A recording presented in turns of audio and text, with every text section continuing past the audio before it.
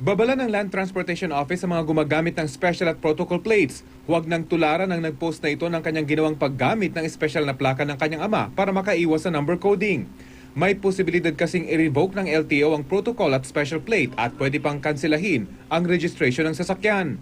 Nag-issue na kami ng subpoena for both motor vehicle owners. And at the face value, ang pwede natin ipataw dito, illegal transfer of plates. But it will not end there. Naging viral sa social media ang post na ito ng isang umunong anak ng isang assistant provincial prosecutor na may protocol plate na number 16. Pero ang ipinagtataka ng LTO, sa magkaibang address nakarehistro ang dalawang plaka. Ang isa sa Valenzuela, habang ang protocol plate sa isang assistant provincial prosecutor na naka-address sa Quezon City. Nung ni-research namin, magkaiba yung may-ari. Supposedly, yung private plate ay na-issue sa isang Honda Jazz at yung protocol plate na-issue sa isang Toyota Fortuner. At magkaiba yung may-ari. Okay.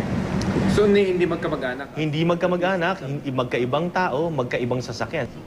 Laking pasalamat naman ng LTO na lumabas ang isyong ito sa social media. Kadalasan daw kasi nakakalusot ang mga ganitong paglabag.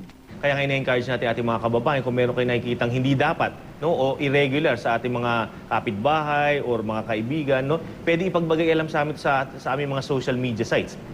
Aminado naman ang isang traffic enforcer na nakausap ng GMA News na iilang silang manita ng mga naka-protocol plate.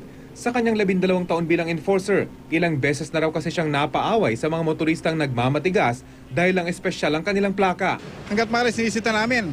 Usually kasi kadalasan ang gumagawa ng mga labag sa batas at violation yung mga drivers lang nila. Pero ayon sa LTO, sa pamamagitan ng mga bagong isyong plaka, may iwasan na ang nakaguliang paglilipat ng mga ito sa mga hindi otorisadong sasakyan dahil masisira ang espesyal na tornilyong ginagamit dito. Rafi Tima, GMA News.